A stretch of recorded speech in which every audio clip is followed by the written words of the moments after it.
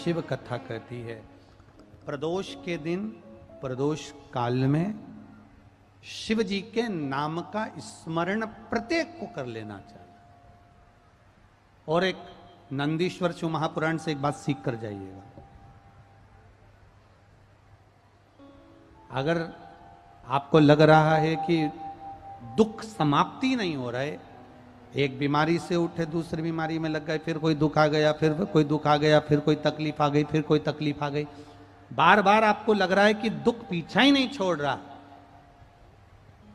तो नंदीश्वर शिव महापुराण की कथा आपको कह रही है, प्रदोष के दिन प्रदोष काल में 2 जगह दिए लगाना प्रारंभ कर दो। पहला, बेलपत्री के वृक्ष के नीचे पहला दिया प्रदोष काल में, प्रदोष के दिन बेलपत्री के वृक्ष के नीचे, और दूसरा दिया अपने दरवाजे की चौखट के बाहर।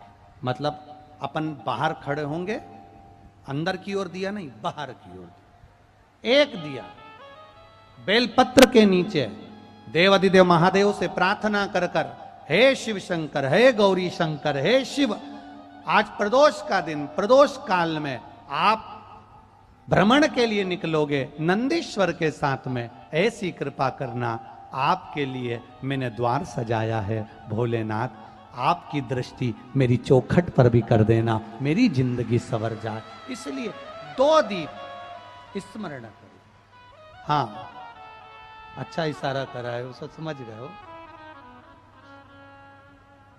जिस दिए को आप लगाओगे प्रदोष के दिन प्रदोष काल में, एक दिया बेलपत्री के वृक्ष के नीचे लगाया है, और दूसरा दिया जब आप घर में प्रवेश करोगे तो राइट हैंड पर ही लगाएं।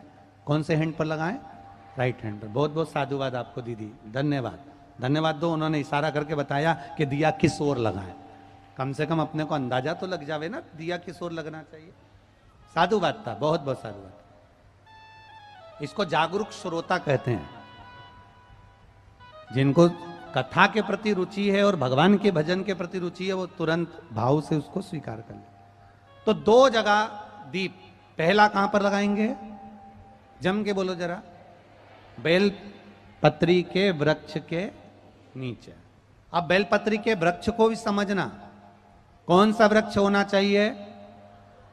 जो आप खड़े हो, दोनों हाथ ऊपर हो, उस हाथ तक भी उसकी पत्ती को स्पर्श ना हो पाए, मतलब उसकी छाया हमारे पूरे शरीर पर पड़े, तो बेलपत्री के वृक्ष की मूलता का आनंद है।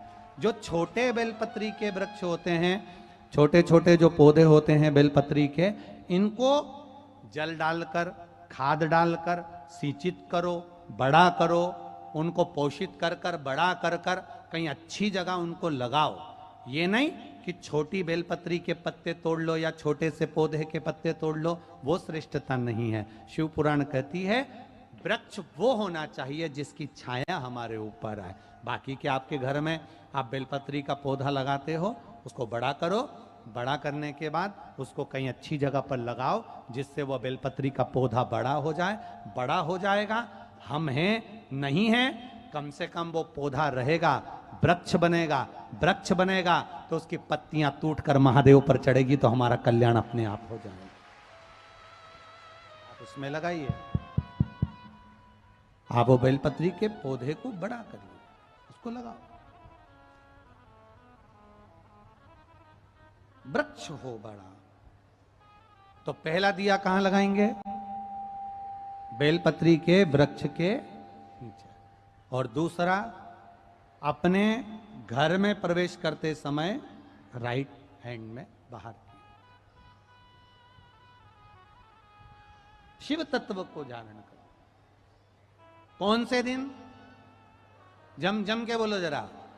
प्रदोष के दिन। कौन से समय? प्रदोष काल, शाम का जो समय हो, शाम का समय, प्रदोष काल का समय भगवान को दीप प्रज्वलित कर दिया। शिव तत्व कह रहा है। नंदी ने शंकर भगवान से कहा, आपने वचन दिया था मेरे को, आपने मुझे वचन दिया था, आपने मुझे वचन दिया था भोलेनाथ कि प्रदोष के दिन, प्रदोष काल में नंदी तू मुझे जहां ले जाकर खड़ा कर देगा, उसके आसपास में जहां मेरी दृष्टि पड़ेगी, वो जो मांगेगा महादेव उसकी झोली खुशियों से भर देगा।